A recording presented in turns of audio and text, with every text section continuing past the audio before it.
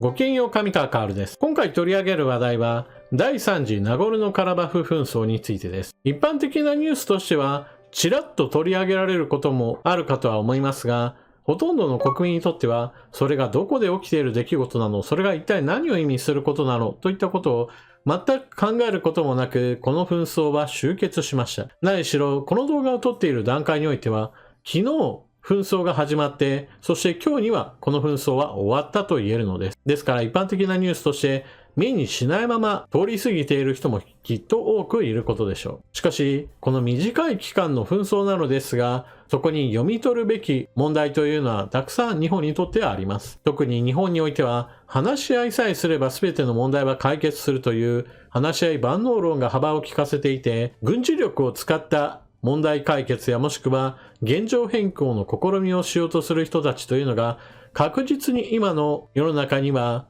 様々なところにいるんですよということを現実として受け入れるべきというのが私の考え方です。今回のナゴルノカラバフ紛争というのはロシアによるウクライナ侵攻によるその影響といったものもあることから国際情勢というのは一つの出来事の影響がまた別の出来事を引き起こすという意味においても注目すべき出来事だったと思います。というわけで、今回の動画では、ナゴルノカラバフ紛争について、要点だけ少し取り上げていこうと思います。まず、ナゴルノカラバフが一体どこにあるのかということを理解するために、登場する国についての紹介をしておきましょう。今回登場する国はアルメニアとアゼルバイジャンです。黒海とカスピ海に挟まれたこの地域、ロシアの南方において、この2つの国がナゴルノカラバフをめぐって対立を続けてきました。こちらがアルメニアとアゼルバイジャンの拡大した地図です。ナゴルノカラバフはアゼルバイジャン領内にある少し赤みがかった色が塗られている地域です。通常ニュースにおいてはナゴルノカラバフというふうな紹介をされることが多いのですが、この地域においては自称アルツァフ共和国というあくまでも自称ではあるものの独立国家の体を取ったアルメニア側の勢力があります。ナゴルノカラバフで停戦合意、30年以上続く紛争が決着へ。アゼルバイジャン領ナゴルノカラバフのアルメニア系住民の実効支配地域をアゼルバイジャンが攻撃した問題で、アゼルバイジャン国防省と現地のアルメニア系住民組織は現地時間同日午後1時に戦闘を停止することで合意した。アルメニア側は停戦条件の武装解除を受け入れており、30年以上続いた係争はアゼルバイジャンの勝利で決着に向かうことになった。アゼルバイジャン大統領府は同日21日に同地域の今後についてアルメニア側と会議を開くと発表。ただ、アルメニア側はアゼルバイジャンが現地のアルメニア系住民を迫害していると批判しており、交渉が難航する可能性もある。アゼルバイジャン軍は19日、対テロ作戦の名目でミサイルなどを使って幅広い地域を攻撃。地元住民組織によると30人以上が死亡、200人以上が負傷していた。というわけで19日にアゼルバイジャン軍が対テロ掃討作戦として攻撃を開始したというのが最初のニュース。そのニュースを取り上げる間もなく、翌日にはアゼルバイジャン軍の事実上の勝利、ナゴルノカラバフにあった自称独立国家側の組織が全面降伏を受け入れるといった展開になったのです。さて、私は動画の冒頭においてこれが第3次の紛争だという紹介をしました。では第1次、第2次についての話を少ししておきましょう。ナゴルノカラバフをめぐってはソ連時代、ソ連崩壊後と両国にとって紛争の種であり続けました。ソ連時代、ナゴルノカラバフはアゼルバイジャン内の自治州となりました。これが1923年の出来事です。しかし、ソ連時代の間はソ連という大きな蓋があったことから、この地域における争いというのも基本的には抑止されてきました。しかし、ソ連の崩壊に向かうその過程、その後においては、この地域紛争は一気に戦争レベルまで高まることとなります。最初のナゴルノカラバフ紛争は1988年から1994年。この時はアルメニア側が優勢で、もともとあった自治州の周りの領土を支配域とする、そのような結末で紛争は終結しました。これに伴って自称アルツァフ共和国というのができたのです。これはあくまでも自称国家であり、どこの国も認めているものではありません。あくまでも未承認国家です。しかし、この紛争には続きがあります。第2次ナゴルノカラバフ紛争が2020年に勃発したのです。この時は第1次とは全く逆の展開として、アゼルバイジャン軍が圧倒し、かつての自治州以下の支配域までアルメニア側は敗走しました。この戦いは最終的には停戦合意が結ばれ、ロシア軍が平和維持部隊として駐屯することとなります。ところが停戦合意した後のナゴルノカラバフはラチン回廊という一本の道路によってアルメニアとつながっているだけであり、その道路を封鎖されてしまったがために、ナゴルノカラバフはこの地域全体が兵糧攻めのような状態になりました。アゼルバイジャン側としては、ナゴルノカラバフにいる親アルメニア派もしくはアルメニアの兵士たちによって停戦合意が破られて攻撃されているんだ、テロを仕掛けられているんだといったことを主張し、一方でナゴルノカラバフ側のアルメニア系住民たちも逆にアゼルバイジャン側からの攻撃を受けている、散発的なゲリラ攻撃があった、もしくは迫害が行われているといった話などが出て、お互い相手を非難する行動が続きました。実際第一次ナゴルノカラバフ紛争においては、住民の虐殺事件といったものもあり、アルメニア系住民にしてみればアゼルバイジャンの人たちに対する不信もあれば、逆にアゼルバイジャン側からしてみても、アルメニア側が住民を虐殺したんだという全く逆の話もあって、お互いに過去の因縁として根深い不信感があるのです。そして今回起こったのが第3次ナゴルノカラバフ紛争です。アゼルバイジャン側はテロ攻撃を受けたんだとして、テロリストたちを一掃するんだという目標のもとに攻撃を開始したと発表しました。実際にテロ攻撃が行われたかどうかは、あくまでも開戦するための口実作りだったのではないかと指摘されていますが、実際問題、戦闘が始まってしまえばそのような口実作りというのはあまり重要なものではありません。この地域に駐屯していたロシア軍は平和維持部隊という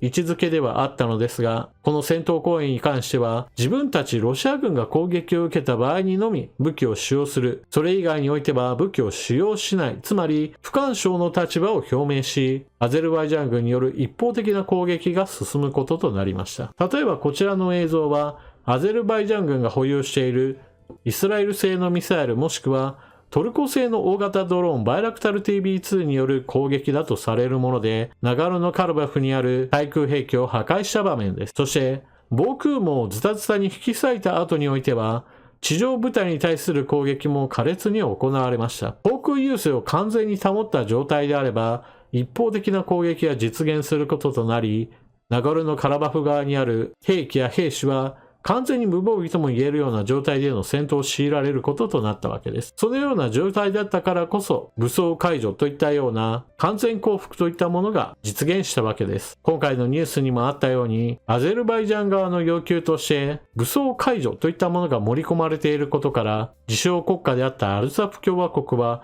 事実上消滅することとなります。ただし、これによって全ての問題が解決したわけではありません。アルメニア系住民の人たちは、住民虐殺が起こるのではないかと恐れていますから、この後、アゼルバイジャン政府による統治が進められていく中において、身の危険を感じる、そのような人々が、一斉にアルメニア本国へと脱出を図ることが考えられます。ですから今後は、アゼルバイジャン軍が住民を虐殺しないかどうかといったことに国際社会の監視の目を行き届かせる必要があるわけですが、この地域に対する関心は一般的にはかなり低いものであり、そのような悲劇が発生する可能性も否定することはできません。一応ロシア軍の平和維持部隊の目の前ではそのようなことはしないのではないかというのが期待されているわけですが、ロシア軍はそのような事態に介入することも基本的にはしないと話している関係で、アゼルバイジャンがどこまで自制できるかは結構不安な状況でもあります。さて、第一次ナゴルノカラバフ紛争においては、アルメニア側の方が優勢に戦いを進めて、もともとあった自治州のその周りにおいても、自分たちの支配域として確立したという話をしました。ところが第2次ナゴルノカラバフ紛争、そして今回の第3次においても、アゼルバイジャン軍は圧倒的に優勢で領土を取り戻すといったことを行いました。なぜそのように軍事力が全く逆転したのかについてのポイントを解説しておきましょう。こちら地理の紹介として地図を出したのですが、この地図には非常に重要な情報として青い線、黄色の線、この2つの線を書き加えてあります。この2つの線は原油と天然ガスのパイプラインです。アゼルバイジャンのバクーというのは昔原油が多く取れるところとして非常に有名なところだったのですが、現在においては地上において掘るエネルギー資源ではなく、その先カスピ海にある海底油田や天然ガスの採掘することによってそれらをヨーロッパへと輸出し、多くの収入を得ることができるようになりました。このカスピ海における開発は欧米企業の手によって行われることが多く、逆に言えば欧米の企業からの力を借りられなかったソ連時代などにおいては、アゼルバイジャンは非常に脆弱な経済状態だったのです。そのような時代においては、アルメニアと軍事力において優勢に立つことができなかったからこそ、第一次ナゴルノカラバフ紛争においては大きく領土を削り取られてしまったということが発生したのです。そして第二次、第三次においては、石油や天然ガスの収入をもとにして軍備を整え、それによってアルメニアを圧倒することができたというわけです。ちなみにナゴルノカラバフ紛争において活躍した兵器として、トルコ製の大型ドローンバイラクタル TB2 があります。アルメニア軍の防空網を破壊し、それに伴って地上攻撃を苛烈に行ったことから、バイラクタル TB2 が地域紛争レベルであれば十分活躍できることがその時証明されたのです。ただし、これはアルメニアのような装備が十分に整えられなかった国に対しては優勢ではあっても、現在のロシアによるウクライナ侵攻においては、対空兵器が充実している国家レベルにおいては、なかなか活躍できないという問題を抱えていることも明らかになっています。もともとはアゼルバイジャン領の中にあった自治州が勢力を拡大することによって自称共和国を名乗って、それが長い間勢力として維持されてきました。それを変えようとする軍事力の行使というのは基本的には歓迎されないわけです。しかし、ここはあくまでも話の原点として、ナゴルノカラバフはあくまでも国際的な承認としては、アゼルバイジャンという国家の領土の中の話であって、アゼルバイジャン対アルメニアという国家間戦争ではないという立て付けであることは押さえておかなければなりません。だからこそ戦争という表現ではなく紛争という呼び方がされるわけです。しかし、そうだとはいえ、アルメニア側の方にしてみれば、第一次紛争において、もうナゴルノカラバフはある程度の勢力になったのだから、この段階においてもう国境を確定させたいという思いがありました。しかし、その後紹介したように国力差はどんどんと広がり、軍事力も同じようにして離れていくに従って、現状を維持することが不可能になったというのが第二次ナゴルノカラバフ紛争の結果だったわけです。アルメニアとしてはロシアを頼ることにより平和を維持することができればまだなんとかなるかなという思いだったわけですが、現状のロシアにはもはやこの地域に対する睨みを利かせる力はありません。ロシアは現在ウクライナに対する侵略を行うことにより明らかに疲弊しています。それは外交だけではなく軍事力においてもそうで、アゼルバイジャンに対して攻撃を仕掛けるなと強く出ることができないような状況になっているわけです。だからこそアルメニアはロシアが全く役に立たないとして周辺各国との外交関係を強化しようとしていたわけですが、そのような外交が実を結ぶ前にアゼルバイジャンがとどめを刺したというわけです。さて、ここから日本が学ぶべき点というのは、話し合いだけでなんとか話がまとまるんであればそれに越したことはないわけですが、現状を一気に変更しようと思った時に軍事力が圧倒的な力を持ってそれまでの状況を覆すというのをまさに見せつけている点です。自称共和国を名乗っていたアルメニア側にしてみれば、話し合いだけで戦いが起こらないように抑えることは目標だったでしょうし、一方においてアゼルバイジャン側にしてみても軍事力を使わないでナゴルノカラバフが自治州に戻ってくれるんであればそれに越したこともないわけです。ところが双方の言い分は当然のようにいくら話し合いをしたところで平行線をたどり、相手側の方が住民を虐殺した、いやいやこちらの方がやられたからやり返しただけだみたいな話が延々と続くことにより、結局のところ話し合いはうまくいかないわけです。話し合いというのは非常に大事で、外交を日頃から行うこともこれもまた重要なことです。しかし外交さえしていればこのような紛争がそもそも発生しないという考えは明らかに現実を無視していますし、同じように紛争が始まった後においても外交さえすれば全ての物事が解決できるというのもこれもまた現実を無視した話です。外交が大事ということと軍事力をおろそかにしてはいけないというのは実は両立する話で、日本においてはもっとこうしたどちらも大事なんだよということを理解する人が増えることが、私は今後の安全保障問題を考えるときに非常に重要なことだと思います。少なくとも日本の周りには中国のような非常に軍拡を進めている国が軍事力を使って現状変更しようと考えているのは非常に危険視されているわけで、防衛費を増やすな、外交さえすれば問題は解決するんだと言っているような人たちは軍事力の均衡を保つことやもしも戦いが起こった時に戦うための準備ができていることの重要さといったものを見つめ直してほしいものです。というわけで今回はナガルノカラバフ紛争第3次についてのお話をしました。この話やその背景の部分については非常に多くの事柄があり、今回話をした部分についてはあくまでも一部をかいつまんだに過ぎません。ですから、詳細について知りたいなと思われる方はぜひともご自身の手で確かめてみてください。そうすれば私の話したことというのがあくまでも全体の中のほんの一部にしか過ぎないということを理解することができるでしょう。そのような知りたいことがあったら自分で調べるというのも、これもまた大事なことです。というわけで今回の動画はここまで。最後までご視聴いただきありがとうございます。チャンネル登録していない方はぜひともチャンネル登録していってください。そして動画が役立ったなという方はぜひとも SNS での拡散やスーパーチャットのご利用などもよろしくお願いします。それでは次の動画でまたお目にかかりましょう。またね。